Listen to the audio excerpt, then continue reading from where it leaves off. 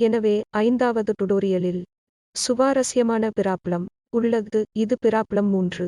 5வது டுடோரியலின் முதல் பகுதியில் நாம் விவாதித்தபடி ஐகென் வேல்யூஸ் மற்றும் ஐகென் வெக்டர்களை எப்படி கண்டுபிடிப்பது என்று பார்த்து வருகிறோம். நீங்கள் ஐகென் வேல்யூஸ்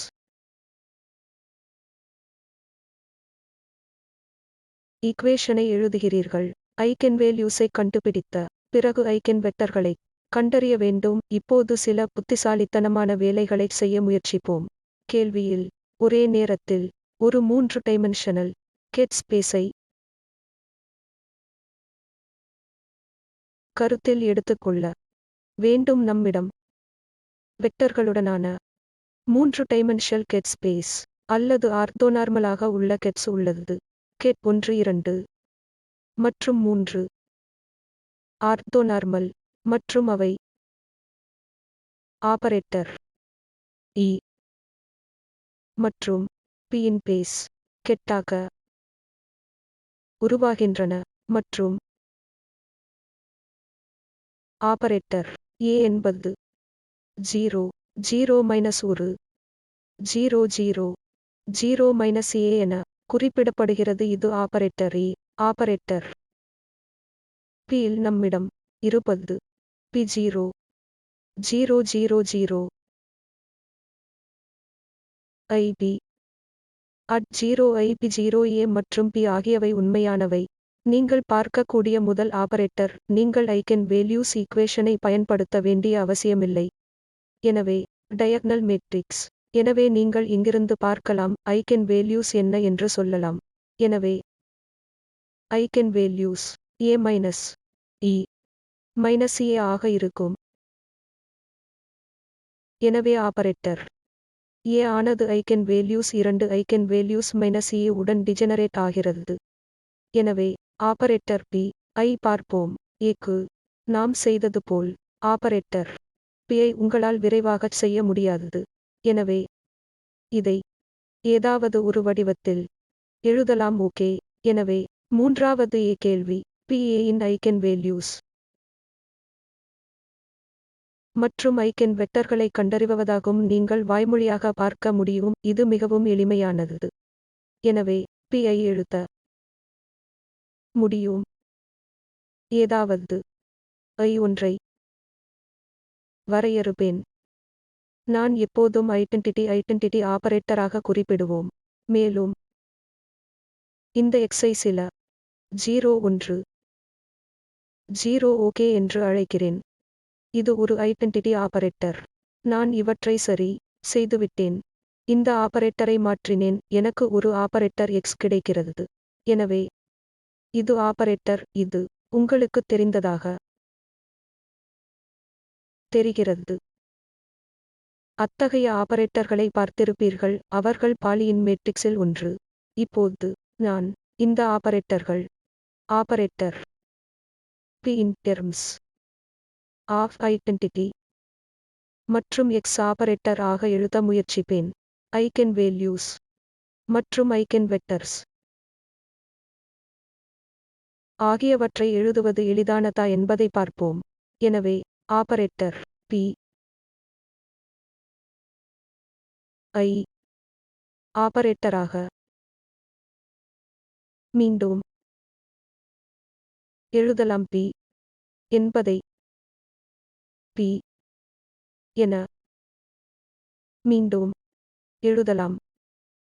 இது பி முறை ஐ 1 plus I P X 2 X 3 சரி. எனவே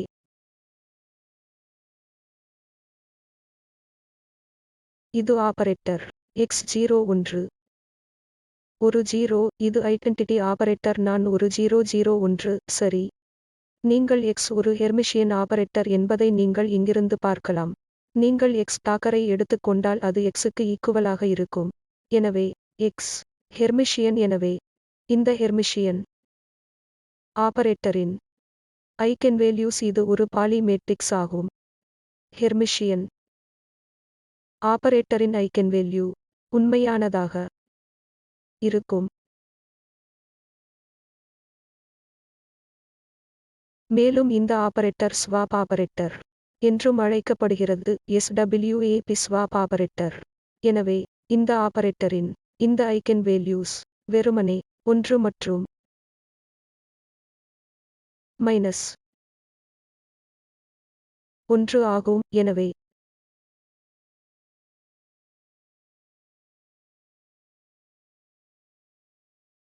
ஐகன் வேல்யூஸ் ஆபரேட்டர் x என்பது +1 -1 ஆக இருக்கும். கேட்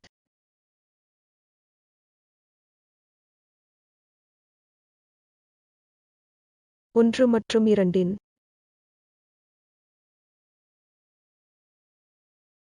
அடிப்படையில் இந்த ஐகன் வெக்டார்களை 1 2 1/√2 ket in terms of ket 1 மற்றும் 2 என எழுதலாம்.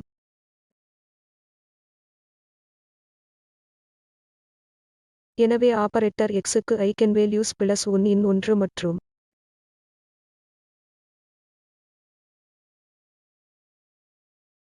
தொடர்புடைய ஐகன் வெக்டார்கள் 1 மற்றும் கேட் 2 ஆல் கொடுக்கப்படுகின்றன. இது மிகவும் எளிமையானது. இப்போது நாம் p இன் டெர்ம்ஸ் ஆஃப் x என்பதை எழுதியுள்ளோம்.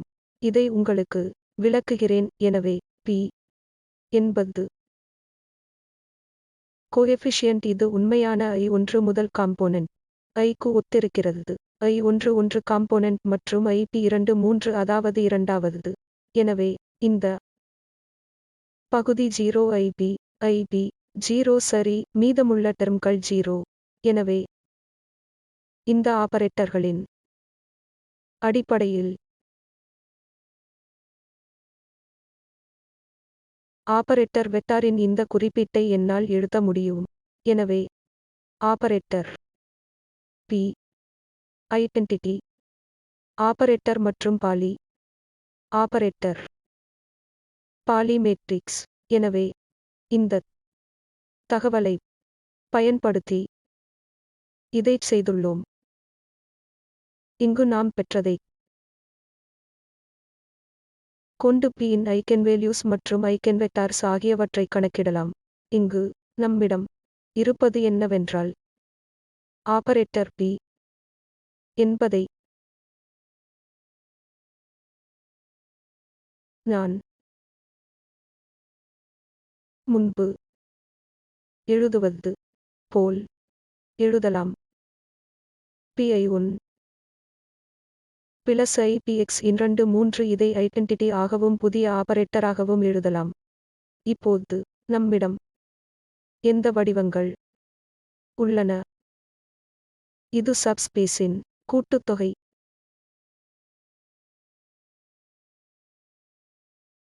இது ஆர்த்தோகனல் சப் ஸ்பேஸ்களான ஆபரேட்டர்களின் கூட்டுத்தொகையாக இருக்கும். இது எனக்கு 1 டைமென்ஷனல் சப் ஸ்பேஸை கொடுக்கும். இது ஐகன் கேட் 1 மற்றும் 2 பரிமாண சப் ஸ்பேஸ். இது 2 3. எனவே இது 2 மற்றும் 3 கேட் 2 மற்றும் 3 மூலம் பரவியிருக்கும் இரு டைமென்ஷனல் சப் ஸ்பேஸ். சரி.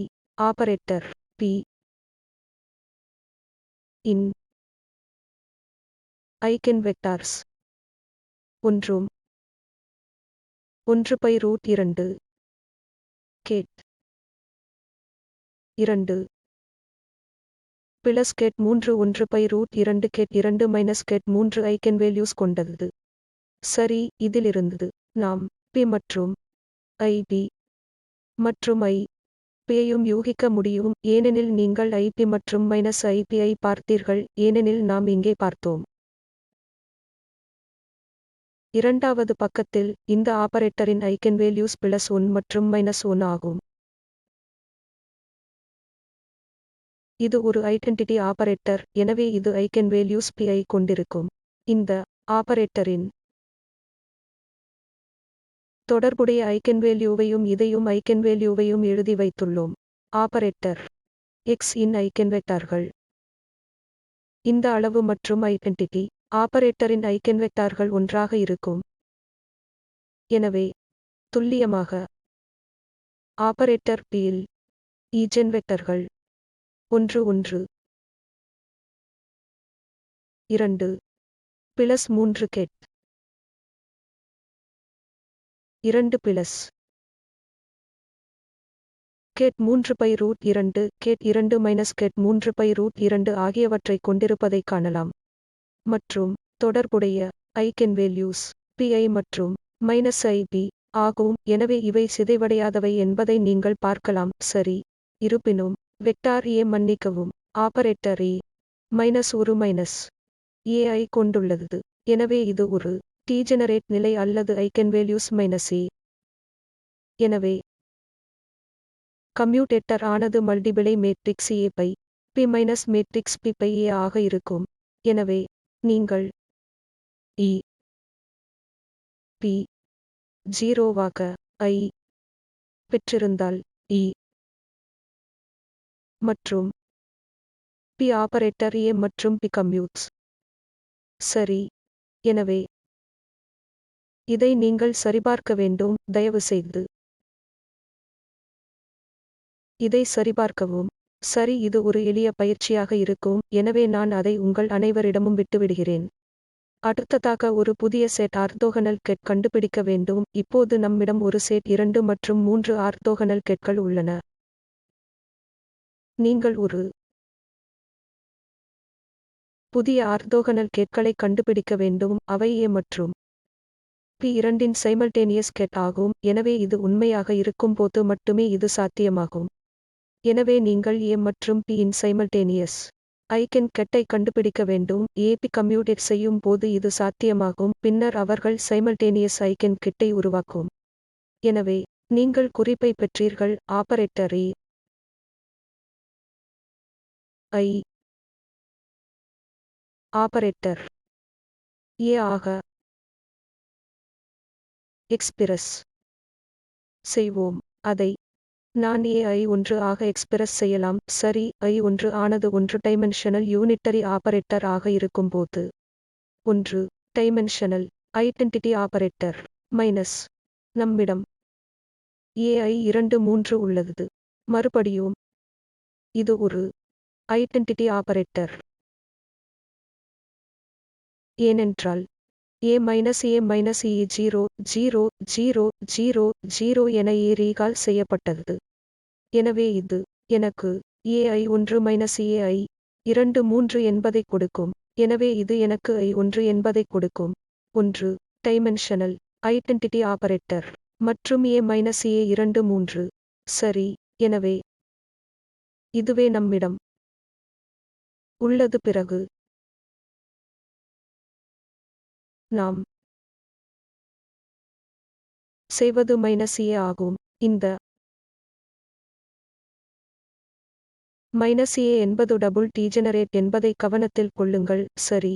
எனவே -1 -A ஐகென்வேல்யூ -A ஆனது டிஜெனரேட். இது டபுள் டிஜெனரேட்.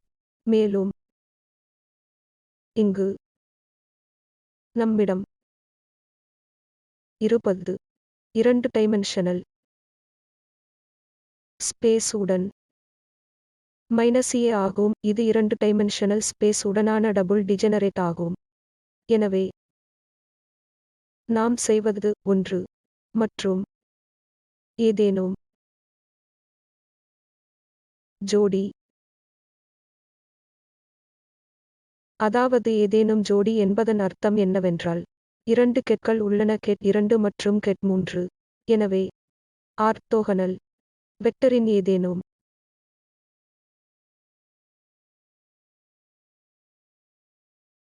ஜோடியில் 1 ஸ்பேன் 2 மற்றும் 3 A ஆனது ஐகென்வேல்யூஸ் A என்பதைக் கொண்டுள்ளது. இதுதான் நம்மிடம் உள்ளது. மற்றும் முந்தைய பகுதியில் நான் சொன்னேன். கெட்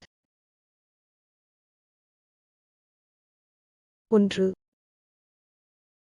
மற்றும் ஆர்த்தோகனல் ஸ்பேஸ் வெக்டரின் ஏதேனும் ஜோடி 2 மற்றும் 3 இன் ஸ்பேனில் உள்ளது உது பேசிஸை உருவாக்கும் ஏ பேசிஸை உருவாக்கும். எனவே இ என்பது ஐகென்வேல்யூஸ் சிறிய ஒரு மைனஸ் சிறிய a மற்றும் மைனஸ் சிறிய i என்பதைக் கொண்டுள்ளது. மற்றும் நாம் மேலே கணக்கிட வெக்டர் p பேசிஸை தேர்வு செய்யலாம், மேலும் அது ஐகென்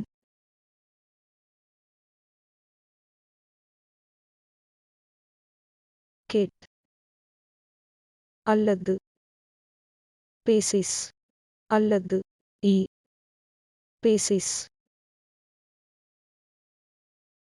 ஆக இருக்கும். மேலும் சரி a மற்றும் p கம்யூட் செய்யும் போது மட்டுமே இது சாத்தியமாகும். எனவே a மற்றும் p பயணம் செய்தால் நீங்கள் p க்கு ஒரு பேசிஸை தேர்வு செய்தால் அது தானாகவே a க்கும் பேசிஸாக மாறும், ஏனெனில் p என்பது நான் டிஜெனரேட் ஆகும். இது pip மற்றும் ip ஆகிய 3 ஐகென்வேல்யூஸை கொண்டுள்ளது. எனவே இது வெவ்வேறு ஐகென்வேல்யூஸை கொண்டுள்ளது மற்றும் p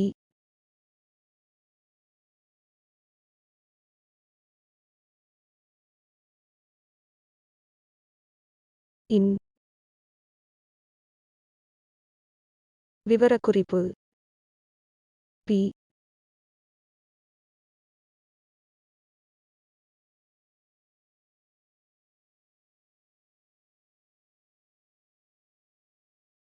இன் ஐகென்வேல்யூஸ் ஐ குறிப்பிட்டால் அது ஐகென் கேட் ஐ முழுமையாக தீர்மானிக்க முடியும். எனவே நாம் இங்கே நிறுத்திவிட்டு அடுத்த பகுதியில் அடுத்த பிராப்ளத்துடன் தொடர்வோம்.